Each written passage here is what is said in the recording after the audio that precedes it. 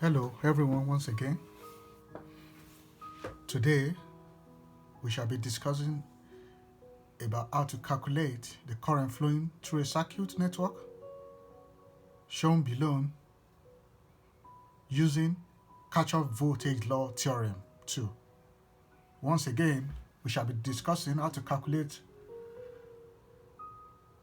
the current flowing through a circuit network or figure shown below using Kirchhoff voltage law theorem using KVL theorem 2.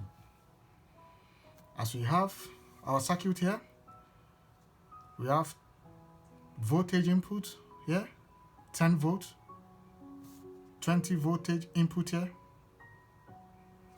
1 ohms resistor here, 18 ohm resistor here, 2 ohm resistor here, current high, I1 flowing this way, current high 2 flowing this way, current I3 going through, down.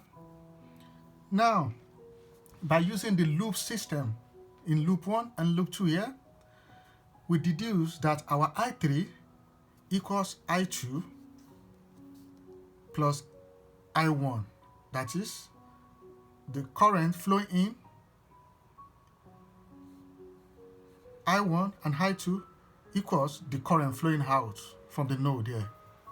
So we deduce that our I3 equals I1 plus I2. Now, by using Kirchhoff's second law of loop on loop 1, which is here, loop 1 over here, we deduce that our voltage here, 10 volts, equals I1 plus 18 into bracket I1 plus I2.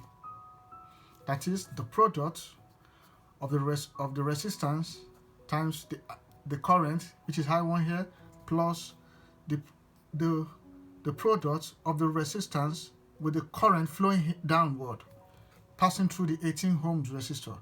So which gives us I1 plus I2. Now, from here we deduce 10 equals 9I plus 18I2. It gives us equation 1. Now, by going forward, by using Kirchhoff's second law to loop 2, we have 20 equals 2I1, 2I2 plus 18 into bracket I1 plus I2. That gives us 20 equals 18I plus 20I2. It gives us equation 2. From here, we have two simultaneous equations in which we can eliminate one entry by multiplying the equation 1 by 10 and by multiplying equation 2 by 9. It gives us 100 equals 190I1 plus 180I2. Then our equation 2 becomes 180 equals 162I1 plus 180I2. From here, we can eliminate our I2 in order for us to get our I1. Then that becomes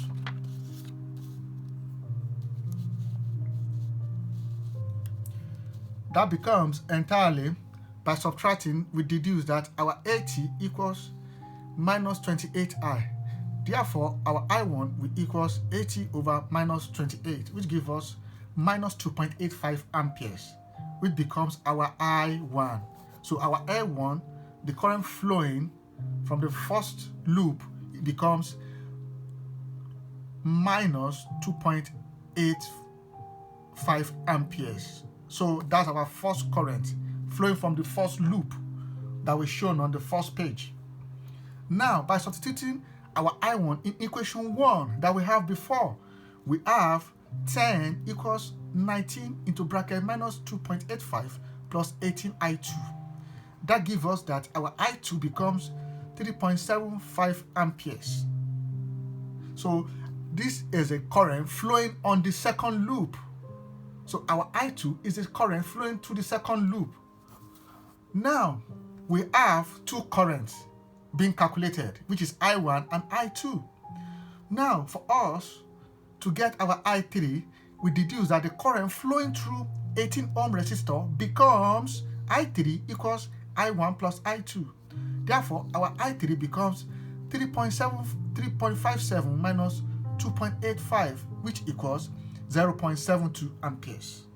So therefore, our 3-entry current, which becomes I1, I2, I3, I1 becomes minus 2.85 amperes.